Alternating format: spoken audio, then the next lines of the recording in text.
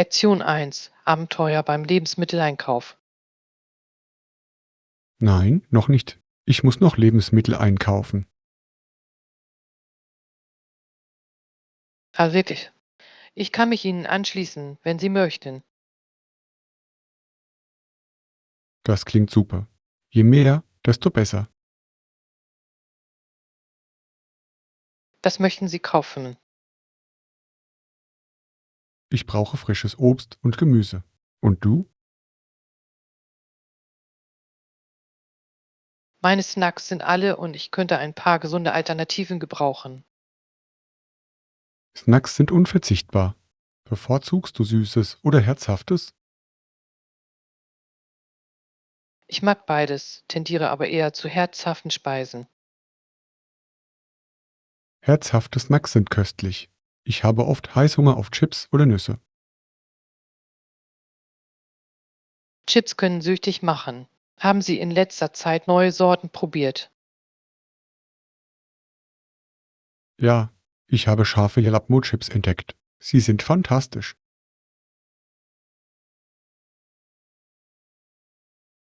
Das klingt herrlich. Die muss ich unbedingt mal probieren. Dann lasst uns zuerst zum Snackregal gehen. Gute Idee.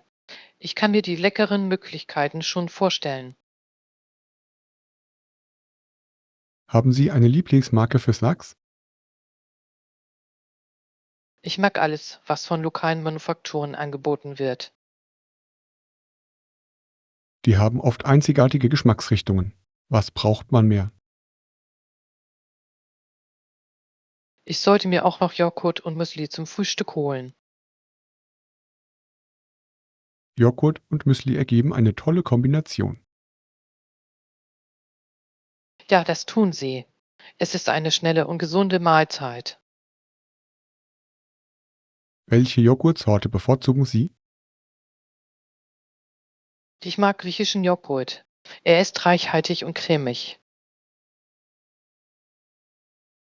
Griechischer Joghurt ist köstlich. Ich greife meistens zu den Sorten mit Fruchtgeschmack. Die sehen auch lecker aus. Wollen wir als nächstes die Molkeei-Produkte ansehen. Ja, ich muss mir auch noch Milch holen. Perfekt. Ich werde mir dort etwas Käse besorgen. Käse ist ein Muss. Welche Sorte mögen Sie am liebsten? Ich liebe würzigen Cheddar. Er verleiht Gerichten einen tollen Geschmack. Scharfer Cheddar ist fantastisch. Er eignet sich perfekt für Sandiges. Darauf, wo wir gerade von Sandwiches sprechen, hast du schon Pläne fürs Mittagessen? Noch nicht. Vielleicht sollte ich mir ein Sandwich mit all diesen Zutaten machen. Das klingt nach einem köstlichen Plan. Lasst uns erst den Einkauf beenden, damit wir mit dem Kochen anfangen können. Verf Je früher wir einkaufen, desto eher können wir essen. Auf ein erfolgreiches Einkaufserlebnis. Lektion 2: Die lokale Kultur annehmen. Ich freue mich schon sehr auf unsere Reise. Der Kontakt mit den Einheimischen wird ein absolutes Highlight sein. Ruf. Der Kontakt mit Einheimischen bereichert das Reiseerlebnis. Ja, wenn wir etwas über ihre Geschichte lernen, bekommen die Orte, die wir besuchen, einen tieferen Sinn. Da stimme ich zu. Die Geschichte haucht den Wahrzeichen, die wir sehen, Leben ein. Welche Strategien sollten wir Ihrer Meinung nach anwenden, um mit Einheimischen in Kontakt zu treten? Ich glaube, Gespräche in lokalen Cafés anzustoßen, ist ein hervorragender Ansatz. Das klingt perfekt. In entspannter Atmosphäre sind die Menschen oft offener. Ja, Außerdem können wir nach Empfehlungen für Geheimtipps fragen. Ja, die Einheimischen kennen ihre Gegend am besten.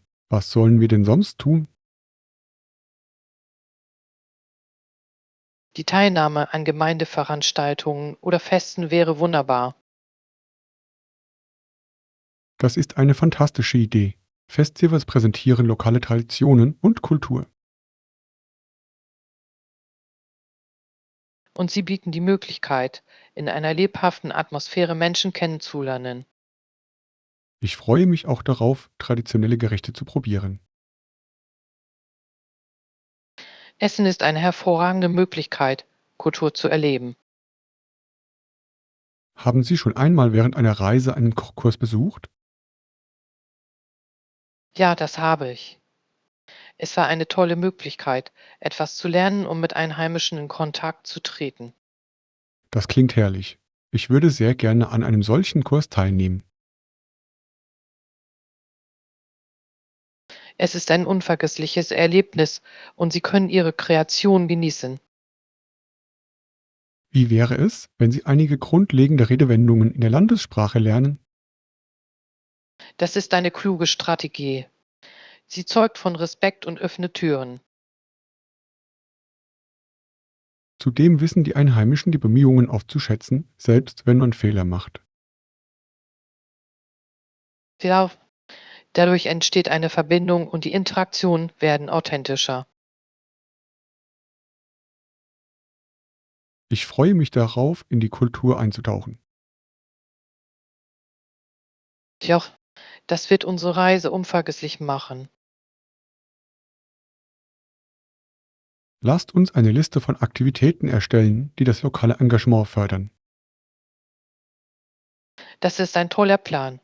Wir können eine Reiseroute erstellen, die alles beinhaltet. Auf ein Abenteuer voller lokaler Verbindungen und reicher Geschichte. Lektion 3: Die Kämpfe von 1813. Wahrlich verzweifelte Zeiten. Im Frühjahr 1813 schien die gesamte Provinz kurz vor dem Zusammenbruch zu stehen. Ja, ich habe über diese Zeit gelesen. Was waren die größten Herausforderungen, denen Sie sich gegenüber sahen? Die Provinz hatte mit Lebensmittelknappheit und politischen Unruhen zu kämpfen. Das muss für die dort lebenden Menschen eine angespannte Atmosphäre geschaffen haben. Absolut. Viele hatten Schwierigkeiten, die nötigsten Dinge zu finden. Ich kann mir ein Leben in solcher Unsicherheit nicht vorstellen. Wie haben die Verantwortlichen reagiert? Sie versuchten, Unterstützung zu mobilisieren und Pläne für Stabilität zu entwickeln. Hatten diese Pläne unmittelbare Auswirkungen? Anfangs gab es nur wenige Ergebnisse und die Frustration der Menschen wuchs. Das ist verständlich. Verzweiflung kann zu drastischen Maßnahmen führen. In der Tat, viele Gemeinschaften schlossen sich zusammen, um sich gegenseitig zu unterstützen. Das ist auch ein Lichtblick. Einigkeit kann eine starke Kraft sein. Ja, selbst in schwierigen Zeiten gab es Akte der Freundlichkeit. Es ist bemerkenswert, wie Widrigkeiten Menschen einander näher bringen können. Genau, es zeigt die Widerstandsfähigkeit des menschlichen Geistes. Wie hat sich diese Situation letztendlich gelöst? Nach und nach setzten die Verantwortlichen effektivere Maßnahmen um. Das muss Zeit und Mühe gekostet haben. Das tat es, aber schließlich begann sich die Provinz zu stabilisieren.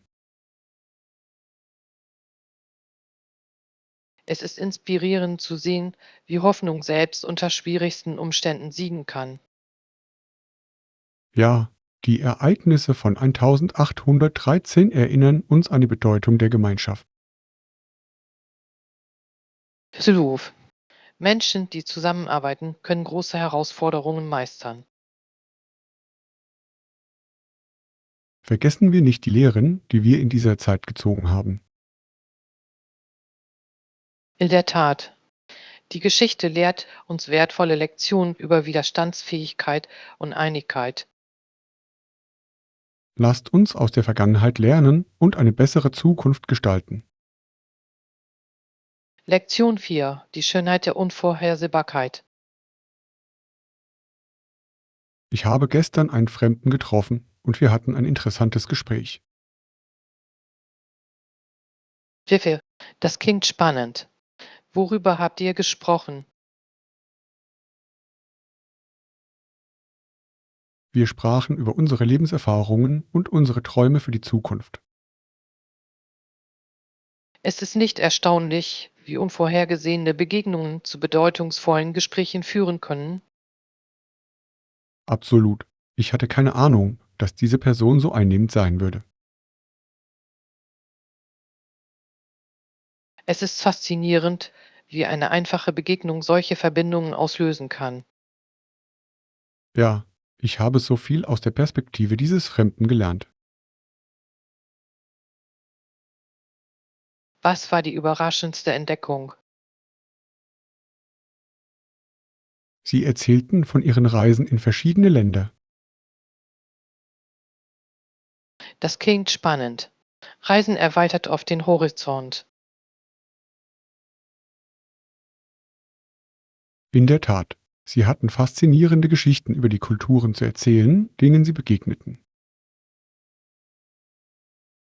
Ich würde sehr gerne mehr über diese Geschichten erfahren.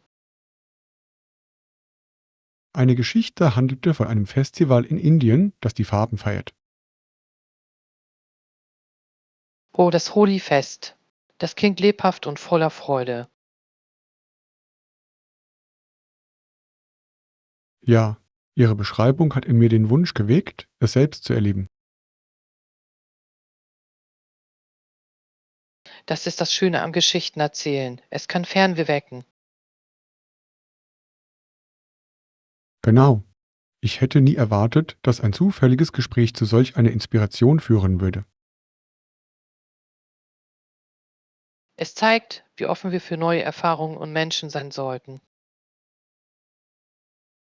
Da stimme ich vollkommen zu. Jeder Mensch hat eine einzigartige Geschichte zu erzählen. Und diese Geschichten können uns wertvolle Lektionen lehren. Ja, ich fühle mich jetzt viel ermutigter, auf Fremde zuzugehen. Das solltest du unbedingt tun. Man weiß nie, was man dabei lernen kann. Ich bin neugierig auf die Geschichten, die andere erzählen könnten. Das Leben wird interessanter, wenn man das Unerwartete annimmt. Absolut. Auf mehr spontane Gespräche in der Zukunft.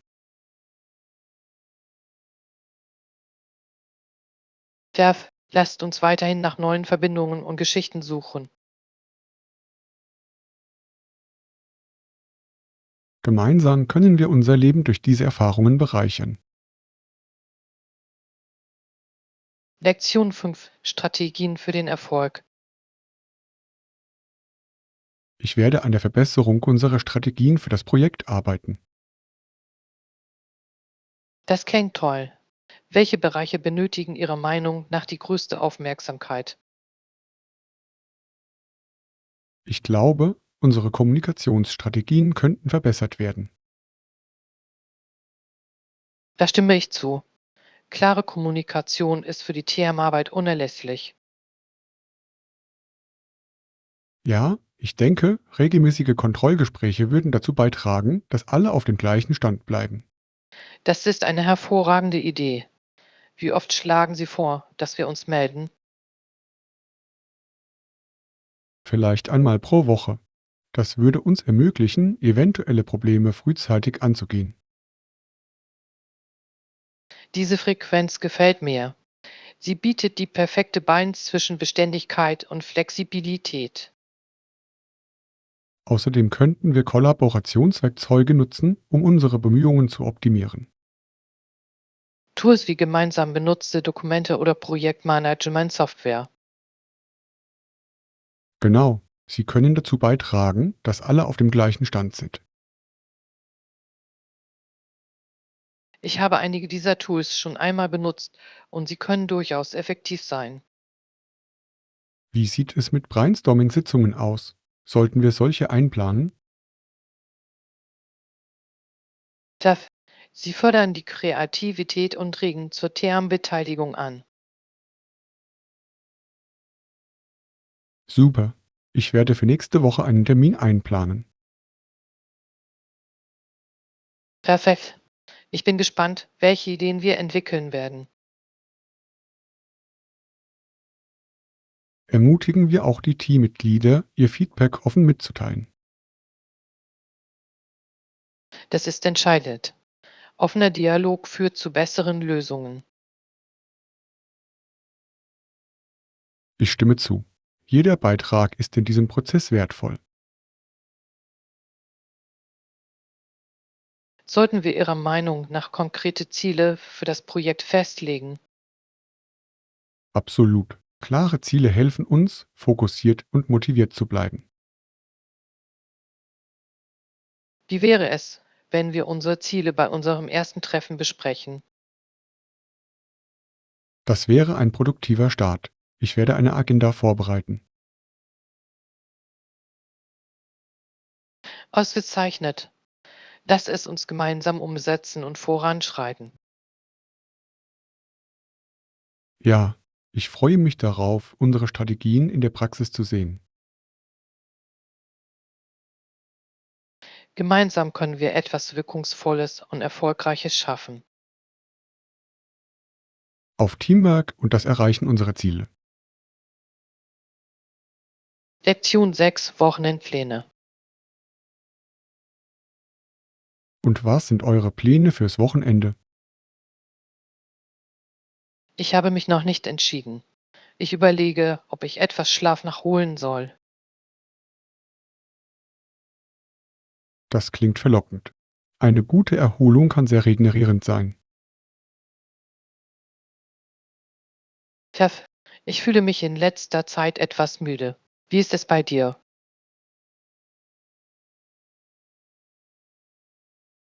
Ich überlege, eine Wanderung zu machen, könnte aber auch etwas länger schlafen. Wandern klingt erfrischend. Hast du neue Wanderwege entdeckt? Ich habe einen wunderschönen Wanderweg in der Nähe des Sees entdeckt. Die Aussicht ist atemberaubend. Das klingt ja herrlich. Die Natur hat die Gabe, uns mit Energie zu versorgen. Das stimmt wirklich.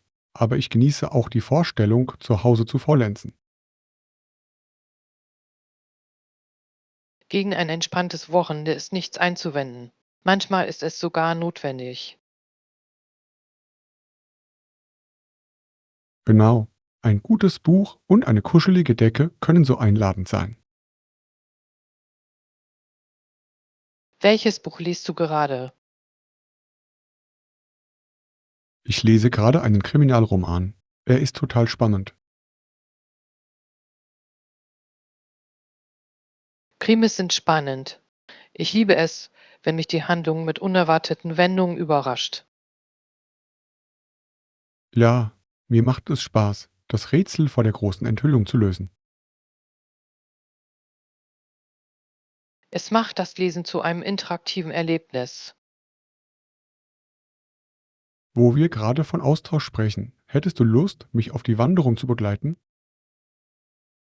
Das würde ich sehr gerne tun. Frische Luft und Bewegung klingen nach einer tollen Kombination. Perfekt. Wir können uns unterhalten und gemeinsam die Landschaft genießen. Und ich kann den Schlaf später immer noch nachholen. Ja, ein kleines Abenteuer, gefolgt von Erholung, klingt nach einem idealen Wochenende. Ich freue mich schon. Lasst uns planen, frühmorgens loszufahren. Einverstanden. Das Morgenlicht lässt alles magisch aussehen. Ich kann es kaum erwarten, die Schönheit der Natur mit Ihnen zu erleben. Auf ein Wochenende voller Abenteuer und Entspannung. Lektion 7: Aufgabenmanagement. Ich habe zu viele Aufgaben und nicht genug Zeit, sie zu erledigen. Ich verstehe dieses Gefühl. Es kann ziemlich überwältigend sein, nicht wahr? Absolut. Ich weiß gar nicht, wo ich anfangen soll. Haben Sie schon einmal darüber nachgedacht, Aufgaben anhand Ihrer Fristen zu priorisieren? Das klingt nach einer guten Strategie. Wie gehe ich dabei am besten vor? Erstellen Sie zunächst eine Liste aller Ihrer Aufgaben und deren Abgabetermine. Das macht Sinn. Ich kann sehen, welche als nächstes fällig sind. Darf Dann können Sie sich zuerst den dringendsten Aufgaben widmen. Was ist, wenn ich Aufgaben habe, die gleichermaßen dringend sind? Berücksichtigen Sie in diesem Fall die Komplexität jeder Aufgabe. Sollte ich also mit den einfacheren Aufgaben anfangen, um Schwung zu bekommen? Ja, das Erledigen kleiner Aufgaben kann Ihr Selbstvertrauen stärken. Und dann kann ich mich auf die anspruchsvolleren Aufgaben konzentrieren. Ganz genau. Durch die Aufteilung in kleinere Schritte werden sie überschaubar. Diese Herangehensweise gefällt mir. Sie wirkt schon viel weniger einschüchternd. Legst du außerdem feste Lernzeiten für jeden Tag fest. Normalerweise mache ich das nicht, aber ich sollte damit anfangen. Das Einplanen von Lernsitzungen kann Ihnen helfen, organisiert und konzentriert zu bleiben. Das ist eine tolle Idee. Ich werde einen Lernplan erstellen. Perfekt. Denken Sie nur daran, Pausen zum Auftanken einzulegen. Ja, ich vergesse oft, Pausen zu machen und fühle mich dann völlig erschöpft. Pausen sind unerlässlich. Sie können Ihre Gesamtproduktivität steigern. Ich schätze Ihren Rat sehr. Er hilft mir, ein Gefühl der Kontrolle zu erlangen. Das freut mich zu hören. Wir alle brauchen manchmal ein bisschen Unterstützung. Hättest du Lust, irgendwann einmal zusammen zu lernen? Das klingt wunderbar. Wir können uns gegenseitig motivieren. Ja, lasst uns diese Aufgaben gemeinsam bewältigen. Auf effektives Zeitmanagement und erfolgreiches Studium. Darauf ein Hoch. Lasst uns unsere Zeit optimal nutzen. Lektion 8: Arbeitskultur und Entscheidungen. Ich habe kürzlich erfahren, dass Menschen in individualistischen Gesellschaften oft eher bereit sind, ihren Job für neue Chancen aufzugeben. Das ist eine interessante Beobachtung. Was glauben Sie, was diese Bereitschaft antreibt? Ich glaube, das liegt an einem starken Fokus auf persönlicher Leistung und Selbstverwirklichung. Das leuchtet ein. Oftmals stellen Einzelpersonen ihre eigenen Ziele über die Sicherheit ihres Arbeitsplatzes. Genau. Im Gegensatz dazu legen Menschen in kollektivistischen Gesellschaften möglicherweise mehr Wert auf Stabilität. Tja, sie stellen auf die Bedürfnisse der Gruppe über persönliche Wünsche. Dies wirft die Frage auf, wie kulturelle Werte unsere Karriereentscheidungen prägen. Philosoph. Es kann alles beeinflussen, von der Arbeitszufriedenheit bis hin zu Karrierewechseln. Haben Sie diese Art von kulturellen Unterschieden schon einmal erlebt? Ja, das habe ich. Als ich ins Ausland reiste, bemerkte ich unterschiedliche Einstellungen zur Arbeit. Was hat Sie am meisten beeindruckt? An manchen Orten schienen die Menschen weniger geneigt zu sein, ihren Arbeitsplatz zu verlassen, selbst wenn sie unzufrieden waren. Das ist eine ganz andere Mentalität als die hier vorherrschende. Das stimmt. Man sagt ja oft, es gibt noch viele andere Fische im Meer, wenn man auf Jobsuche ist. Dieses Sprichwort bringt die Denkweise des Individualismus perfekt auf den Punkt. In der Tat. Glauben Sie, dass dies irgendwelche Nachteile hat? Ja, häufige Jobwechsel können zu Instabilität im Berufsleben führen. Das kann es. Und es könnte die Entwicklung tiefer beruflicher Beziehungen behindern. Das ist ein berechtigter Einwand. Starke Netzwerke sind in jedem Bereich unerlässlich. Vielleicht ist also ein Gleichgewicht zwischen Individualismus und Kollektivismus ideal. Ich stimme zu. Beide Perspektiven liefern wertvolle Erkenntnisse für den Arbeitsplatz. Es wäre faszinierend zu sehen, wie sich Unternehmen an diese kulturellen Unterschiede anpassen. Ja, Organisationen können integrative Umgebungen schaffen, die verschiedene Werte respektieren. Ja, das könnte zu einem harmonischeren und produktiveren Arbeitsumfeld führen. Ein Hoch auf Vielfalt in der Arbeitskultur. Lektion 9: Das Einkaufsabenteuer. Ich bin froh, dass wir in diesen Supermarkt gegangen sind. Ich konnte fast alles finden, was ich brauchte. Das freut mich sehr. Nach welchen Artikeln haben Sie gesucht? Ich brauchte Zutaten fürs Abendessen. Leider war meine Lieblingspasta ausverkauft. Oh nein, das ist immer ärgerlich, wenn eine wichtige Zutat fehlt. Ja, ich hatte mich so auf ein leckeres Spaghetti-Gericht gefreut. Was wirst du stattdessen tun? Wirst du eine andere Pasta wählen? Das könnte ich, aber ich könnte stattdessen auch ein Pfannengericht zubereiten.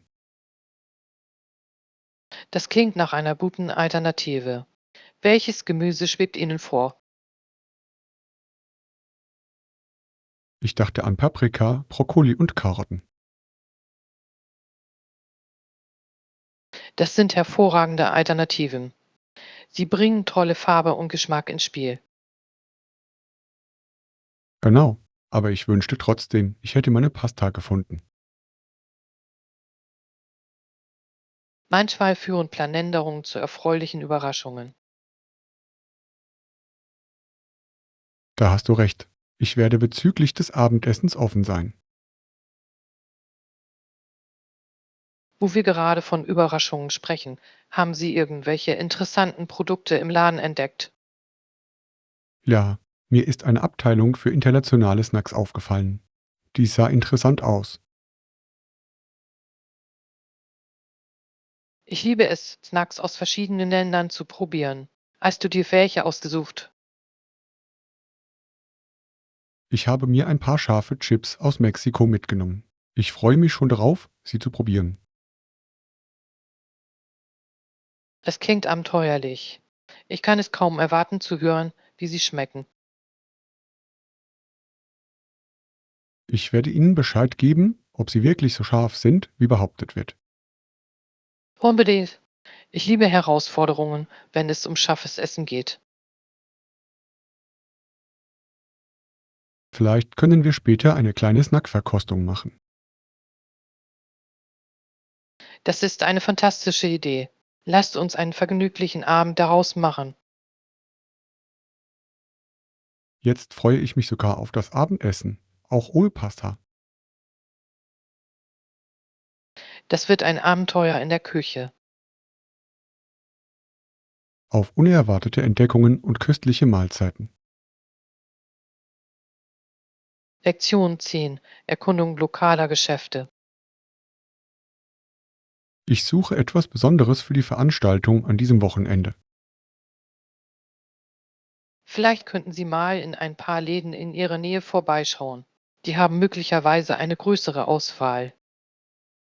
Das ist eine tolle Idee. Ich übersehe oft den Charme lokaler Läden. Tja, sie führen oft einzigartige Artikel, die man sonst nirgends findet. Haben Sie irgendwelche lokalen Lieblingsgeschäfte im Sinn? In der Straße gibt es eine hübsche Boutique, die handgefertigte Waren verkauft. Handgefertigte Artikel sind immer etwas Besonderes. Ich schätze die damit verbundene Handwerkskunst. Ja, außerdem unterstützt man mit dem Einkauf vor Ort kleiner Unternehmen. Das ist ein wichtiger Punkt. Ich möchte einen Beitrag zur Gemeinschaft leisten. Sie werden überrascht sein, was Sie dort alles finden werden. Ich bin neugierig. Was für Dinge haben Sie typischerweise? Sie führen oft Kleidung, Schmuck und handgefertigte Wohnaccessoires. Das klingt perfekt. Ich könnte ein paar Dekoartikel für meine Wohnung gebrauchen. Vielleicht finden Sie etwas, das perfekt zu Ihrem Stil passt. Ich hoffe es. Und wie sieht es mit Lebensmittelgeschäften aus? Kennst du da welche, die gut sind? Tja, es gibt einen fantastischen lokalen Markt, der frische Produkte und Feinkostartikel verkauft. Frisches Obst und Gemüse klingt herrlich. Ich könnte ein paar gesunde Snacks gebrauchen. Sie haben außerdem einzigartige Saugen und Aufstriche, die es wert sind, probiert zu werden. Das klingt köstlich. Ich werde es mir auf jeden Fall ansehen. Lasst uns einen ganzen Tag daraus machen. Wir können gemeinsam verschiedene Läden erkunden. Das fände ich toll. Einkaufen macht in Gesellschaft immer mehr Spaß. Ja, wir können ein kleines Abenteuer daraus machen. Auf die Entdeckung verborgener Schätze in unserer Region. Ja, lasst uns den Charme unserer Gemeinschaft feiern. Ich bin schon gespannt, welche Schätze wir finden werden. Lektion 11. Die Kindergartenerfahrung. Meine Mutter hat gestern mit der Kindergärtnerin gesprochen. Oh, das klingt interessant. Was hat sie gesagt? Die Lehrerin war sehr nett. Sie sagte, meiner kleinen Schwester gehe es gut. Das ist ja wunderbar. Was genau hat sie denn erwähnt? Sie lobte die Kreativität meiner Schwester bei Kunstprojekten. Das ist beeindruckend. Kreativer Ausdruck ist in diesem Alter so wichtig. Ja, die Lehrerin sagte, meine Schwester zeichne und male sehr gerne. Das kann ich mir vorstellen. Kinder haben oft eine so lebhafte Fantasie.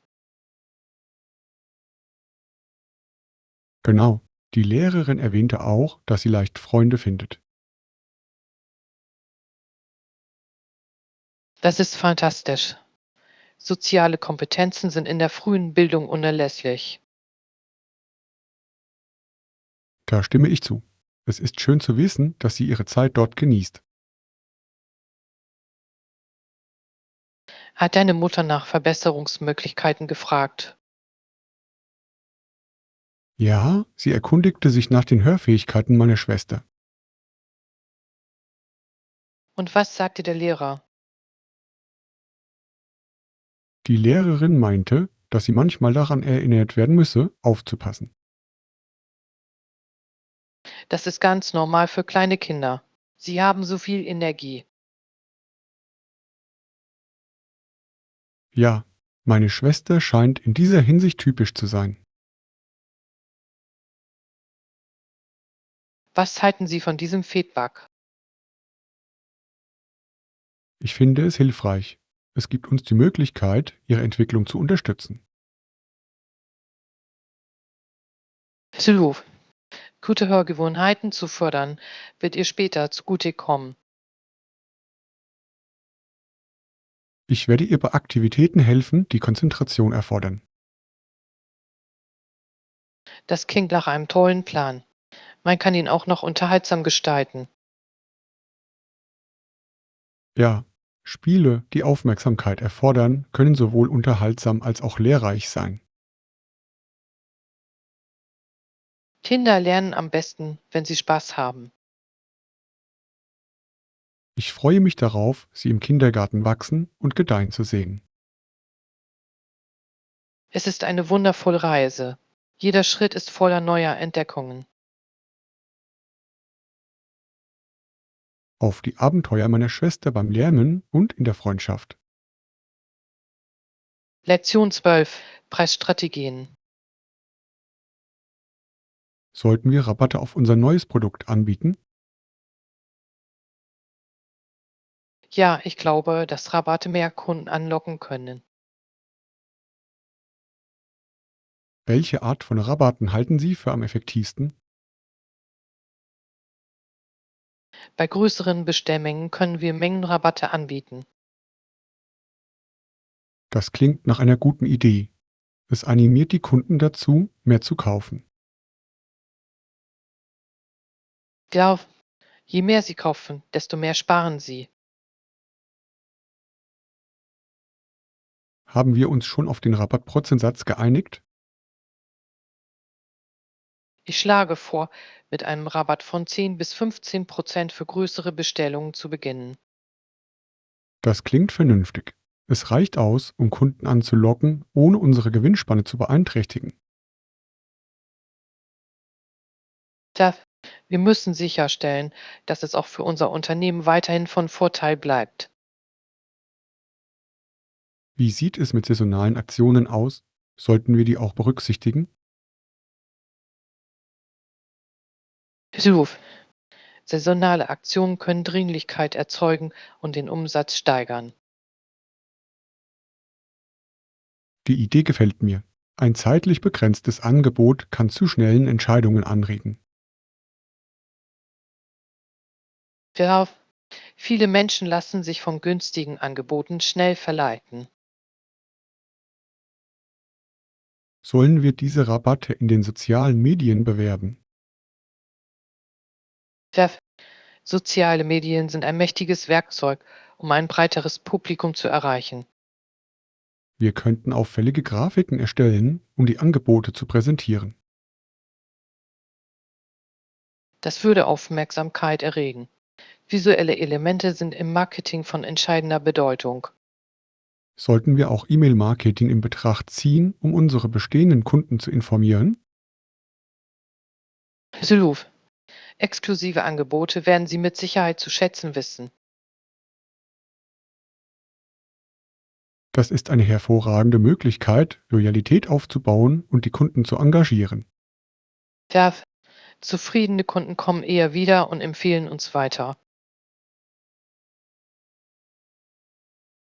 Lasst uns diese Strategien finalisieren und unsere Marketingmaterialien vorbereiten. Einverstanden. Gemeinsam können wir eine überzeugende Kampagne gestalten. Auf Umsatzsteigerung durch clevere Preisstrategien. Lektion 13: Freiwilligenarbeit für den Frieden. Ich habe darüber nachgedacht, wie ich meine Zeit ehrenamtlich in verschiedenen Organisationen einbringen kann. Das ist eine wunderbare Idee. Wie planen Sie, sich zu engagieren? Ich möchte auf jede erdenkliche Weise zum Weltfrieden beitragen. Das ist ein bewundernswertes Ziel. Es gibt so viele Organisationen, die sich auf Friedensinitiativen konzentrieren. Ja, ich habe mich nach lokalen Gruppen umgesehen, die den Dialog und das gegenseitige Verständnis fördern. Die Teilnahme an einem Dialog in der Gemeinschaft kann eine positive Kettenreaktion auslösen. Genau. Ich glaube, dass das Verständnis unterschiedlicher Perspektiven von entscheidender Bedeutung ist. Haben Sie schon einmal darüber nachgedacht, sich ehrenamtlich in Jugendprogrammen zu engagieren?